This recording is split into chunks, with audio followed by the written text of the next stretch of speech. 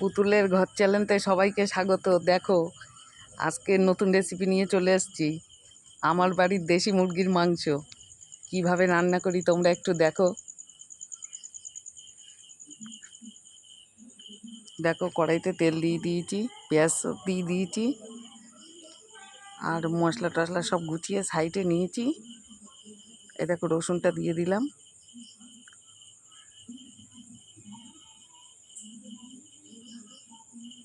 আদাটাও দিলাম।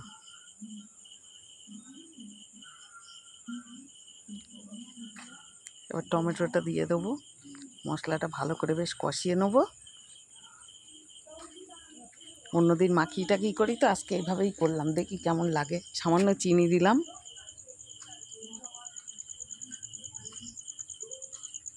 একটু মিষ্টি দিলে কালারটা বেশ আসে। হ্যাঁ, এবার দেখো মশলাটা সবটা দিয়ে দেবো।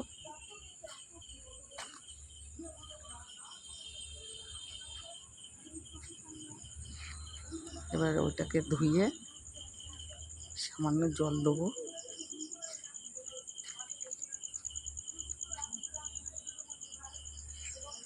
দিয়ে বেশ একটু নাড়াচাড়া দিয়ে নিই।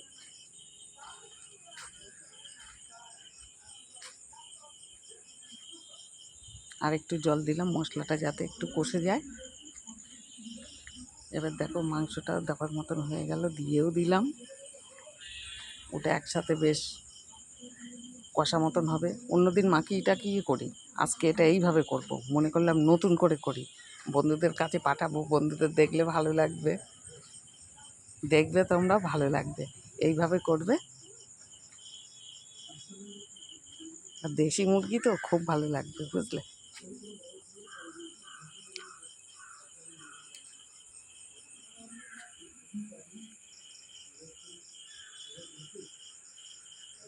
ঢেকে দিলাম। হ্যাঁ, একটু ওই জল বেরোবে, একটু জল দিলাম, তারপরে মুরগির গায়ে একটা জল মতন আছে না, বেশ দেখো কি সুন্দর হয়েছে, কালার দেখেছো।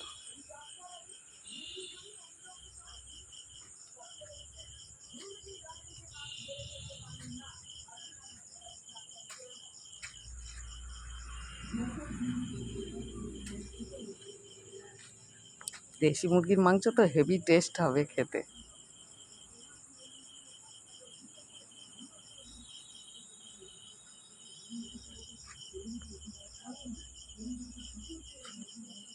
এ দেখো সাইডে গরম জল বসিয়ে রেখেছিলাম, সেটাকে দিয়ে দিলাম। হ্যাঁ, ওটা গরম জলটা দিলে তাহলে বেশ তাড়াতাড়ি ফুটে যাবে, খুব সুন্দর হবে। ঠান্ডা জলটা দিলাম না, দিলে পাঞ্চা পাঞ্চা মতন লাগবে, ওই জন্য গরম জলটাই দিই মাংসতে আমি সব সময়, প্রায় সময়।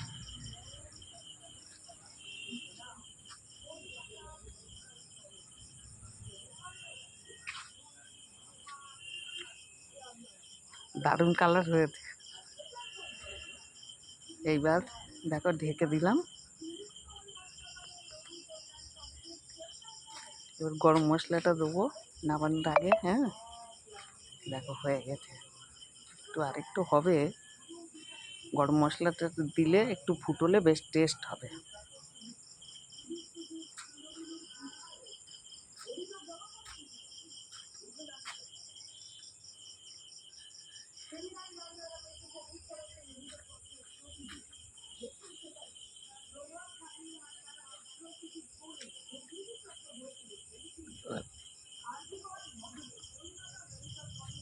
সুন্দর হয়েছে, খেতে দারুণ লাগবে।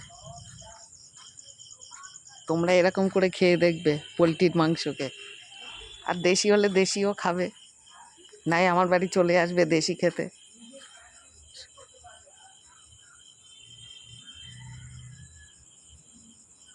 হয়ে গেছে। হ্যাঁ, এবার আমি দেখো কত সুন্দর লাগছে,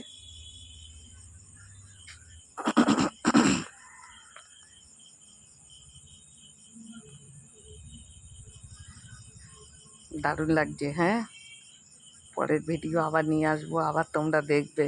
হ্যাঁ,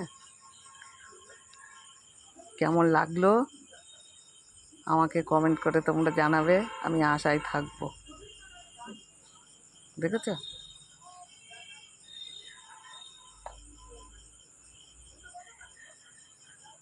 তাহলে টাটা।